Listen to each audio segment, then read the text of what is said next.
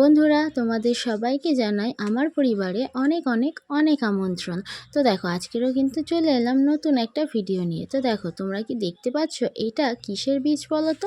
আচ্ছা, আমিই বলছি, এটা হলো বিন কড়াই। তো দেখো, শীতের মরশুম তো চলে এসছে। শীতকালে কিন্তু আমাদের অনেক অনেক সবজি হয়, আর সেটা আমরা হাটে বাজার থেকেও কিনে খেতে পারি, বা নিজেরা ইচ্ছে করলেই কিন্তু বাড়িতে একটু বসিয়েও দিতে পারি।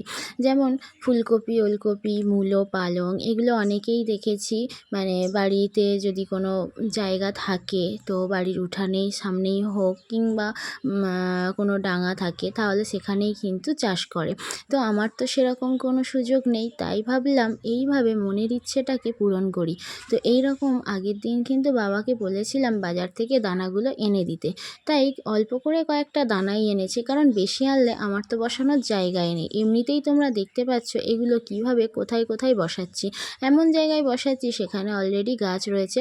আচ্ছা না, তেমনটাও নয়। এই যে লঙ্কা গাছটা দেখতে পাচ্ছ, যেটা মালসার মধ্যে রয়েছে, এটা কিন্তু আমি অলরেডি তুলেই দেব, কারণ এই লঙ্কা গাছটা থেকে মানে লঙ্কা আর হয়নি অনেক দিনই, মানে দেখলাম রেখে, কিন্তু হচ্ছে না, কি আর করা যাবে। কিন্তু এই যে বড় ড্রামে বসানো আছে, এখান থেকে কিন্তু আমি অনেক অনেক লঙ্কা পাচ্ছি, এবং তোমাদেরকেও কিন্তু সে ভিডিও দেখিয়েছি।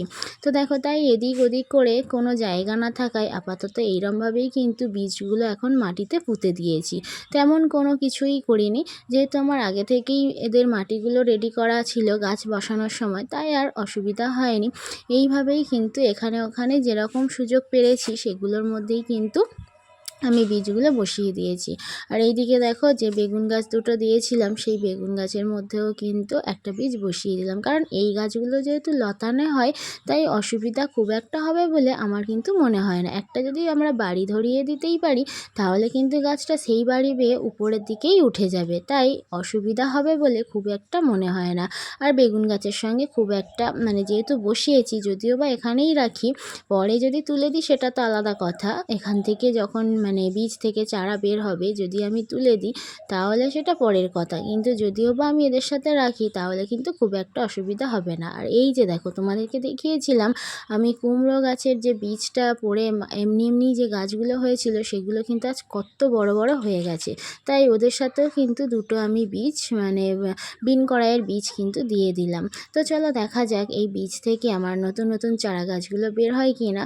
আর যখন বের হবে অবশ্যই কিন্তু তোমাদের সাথে সে ভিডিও শেয়ার করব। তো এখন দেখতে থাকার পালা যে আমার এই বিন কড়াই যে দানাগুলো বসালাম সেখান থেকে কিন্তু চারা গাছগুলো বের হয় কিনা। তো দেখো, আমার কিন্তু সমস্ত যে দানাগুলো ছিল সব দানাগুলোই কিন্তু আমার এক এক করে দেওয়া হয়ে গিয়েছে।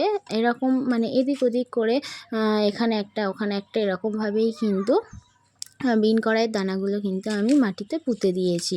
এদের জন্য আলাদা কোনো জায়গা আমার ছিল না, তাই এইভাবেই দিতে হলো। তো কি আর করা যাবে। দেখো, তারপরে কিন্তু আমি জল দিয়ে দিচ্ছি অল্প অল্প করে ছড়িয়ে।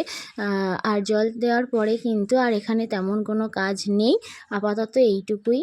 তো ভিডিওটা ভালো লাগলে অবশ্যই একটা লাইক করে দিও, আর যদি এখান থেকে এই বীজ থেকে নতুন চারা গাছ বের হয় অবশ্যই তোমাদেরকে দেখাবো। তো চলো, আজকের জন্য ভিডিওটা এইটুকুই। ভালো লাগলে আবারও বলছি একটা লাইক করে দিও। আজ তবে আসি, দেখা হচ্ছে নেক্সট ভিডিওতে। বাই।